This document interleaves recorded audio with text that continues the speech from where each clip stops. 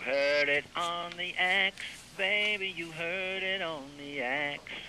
Hi, folks. Welcome back to Heard on the X, the East Coast premier music talk show. This segment brought to you by Hamburg Motors. If you're looking for a good deal and you don't want to be screamed at or promised a whole bunch of stuff that can't be delivered, go see Russ and Dave, my good friends at Hamburg Motors. Joined right now by Buzz Feiten. Buzz, you still there? I'm here. All right, man. So, like I say, you are a problem solver guy. You're a lot like Les Paul. Eddie Van Halen's kind of the same way. You guys look at stuff a little differently than the rest of us. Where we would say, man, I wish this did this. You guys actually do it. So one of the things that you looked at, you've got the tuning system, which is an industry standard right now. You've got the speaker cabinets that you're working on, and you're using Italian wood in there to make them light. Then you turn your sights toward a whole guitar. So Yeah. tell I've been a Tele player for many years. And, I love the Telecaster, but there was always some things that bothered me about it. And frankly, I've been getting a lot of requests from players to retrofit their Teles with some of the things that I've been doing to mine. And here's my first observation was every time I play a solo above the 12th fret, and some of your listeners might relate to this, I would sometimes fall off the rails, on the high E string. I'd always fall off the rails at some point. So meaning the string, you would actually take the string off the neck.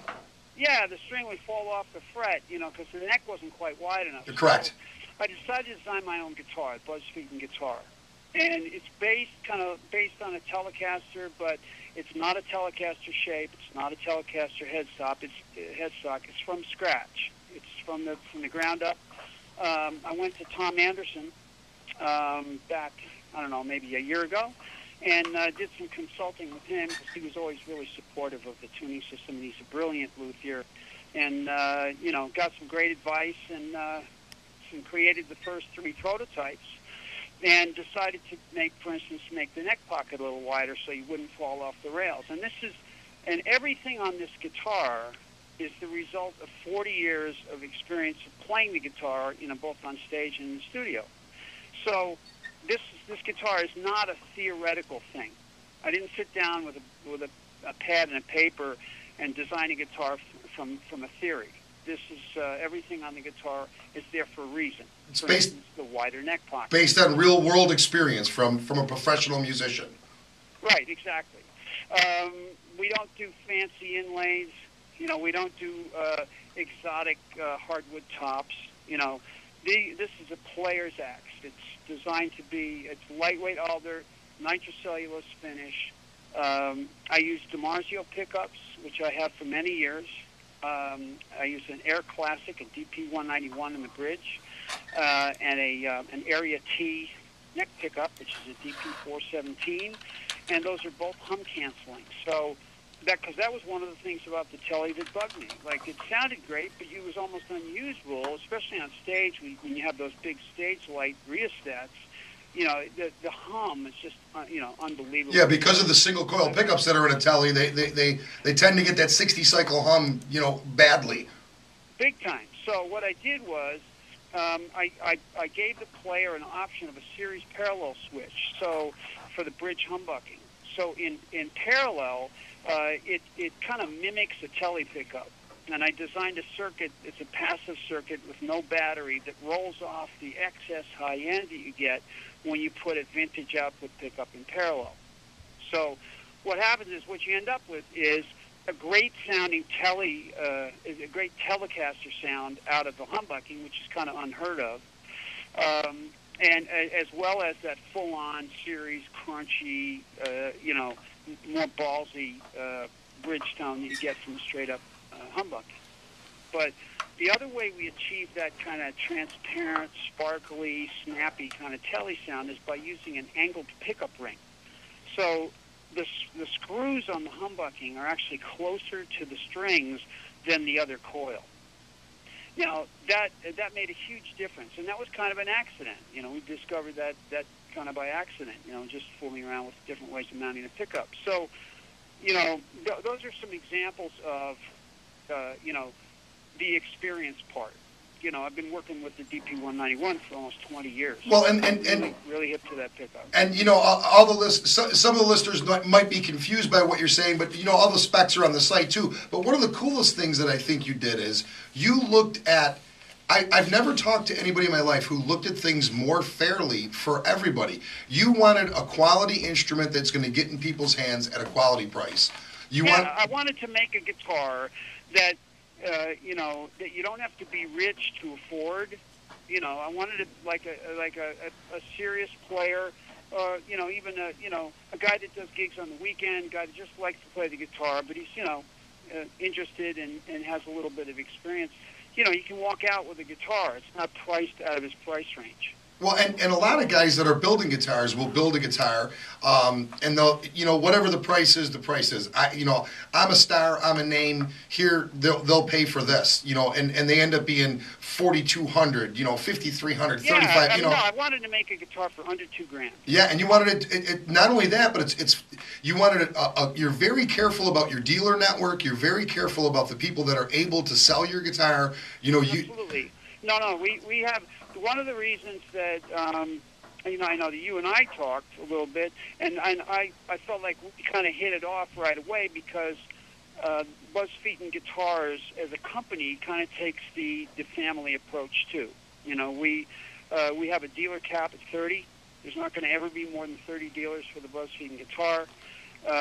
Each dealer gets personal attention, including clinic tour once a year. We really try to work with our dealers on a kind of a grassroots level. This is not a big box retail guitar. This is kind of a, my lifeblood. My people are independent music dealers. And you and I have talked that this whole big box. I mean, big box, as far as even hardware stores, it just didn't work. It destroyed that industry too, and it seems like certain companies are almost out to destroy our industry with big box retailers and retailers that really shouldn't have our gear, and high name gear in stores where they shouldn't be. They just shouldn't be there. Best Buy shouldn't be carrying Fender gear. Sorry, I mean I'll say it on the radio.